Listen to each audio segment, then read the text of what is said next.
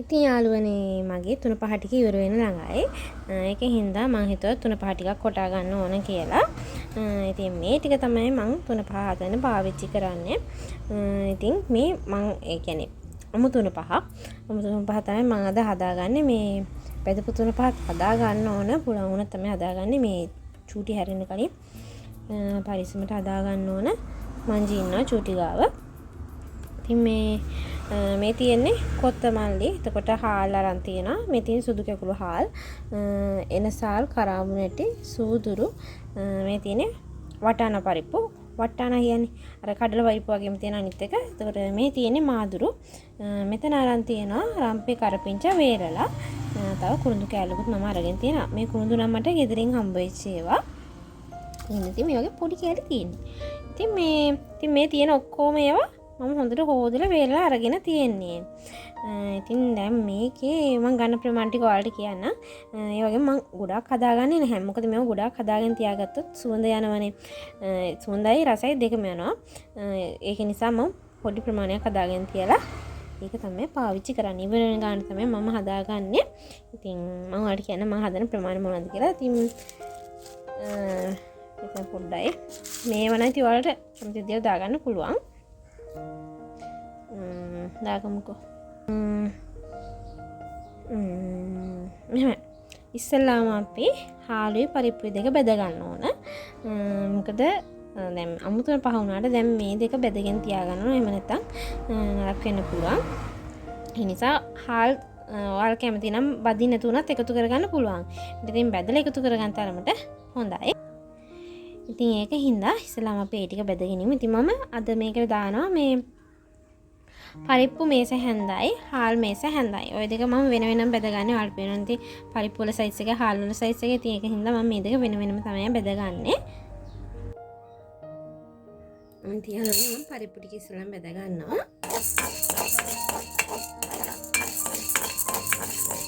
ඉතින් පරිප්පු ටික බෙදගෙන ඉවරයි. මම දැන් ඒක භාජනයකට දා ගන්නවා. ඊට පස්සේ හාල් ටිකක් බෙදගමු.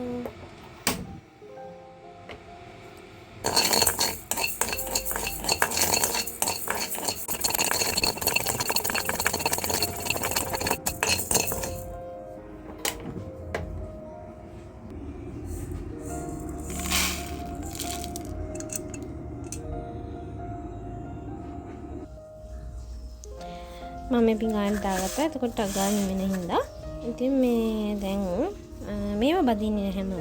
මම බදින්න නැති තමයි එකතු කරගන්නේ. කොත්තමල්ලි වලින් මේස හැන්දි මෙන්න මේ හැන්ද. අපේනව නේද? ඉතින් මේස හැන්ද මේක. ඉතින් මේ මේස හැන්දෙන් 6ක් දා ගන්නවා මම. මේ විදිහට 6ක් දා ගන්නවා.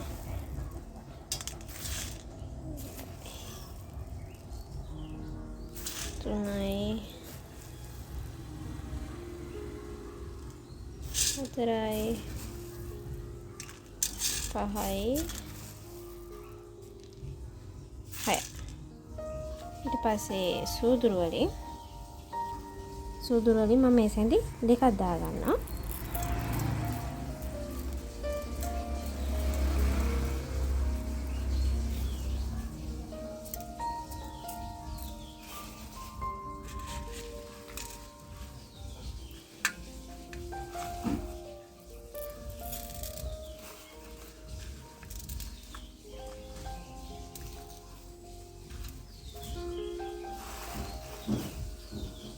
පස්සේ එතනට මාදුරු වලින් මේ සැනි භාගය ඔයාලට මෙෂරින් එකෙන් පෙන්නන්න. මේ තියෙන්නේ මේ සැනි භාගය.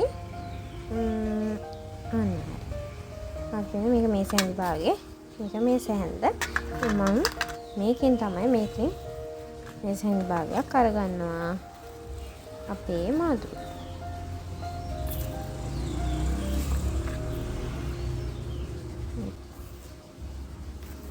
මම එන සාල් ගන්නවා. 1 2 3 4 5යි. කරාබු නැටිත් හයක් විතර දාගත්තා. මේ ටිකයි ඊට පස්සේ අපේ රම්පේ කරපිංචා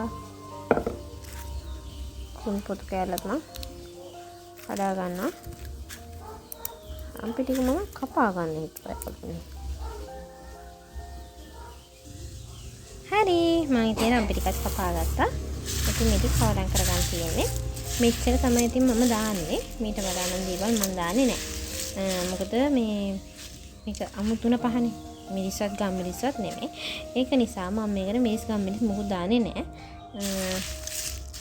ඉතින් මේ ටික කවරම් කරගෙන මේ ටික කොටා ගන්න තියෙනවා.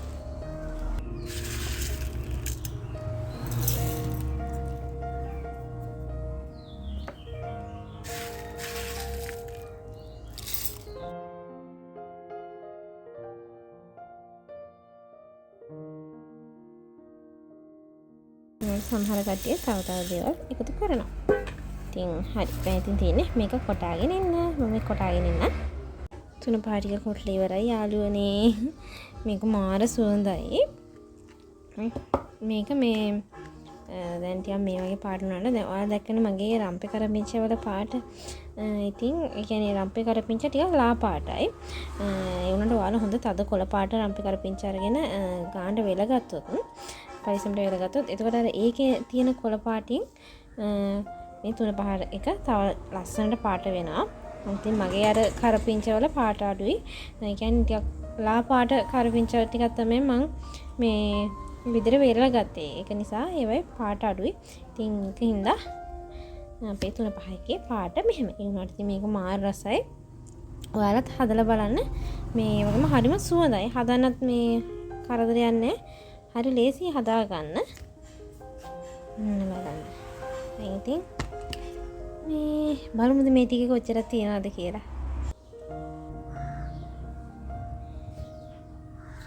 හරි මේකනේ පියන තව චුට්ටක් තියෙනවා. මේ ටික හිමිට ගන්නවා.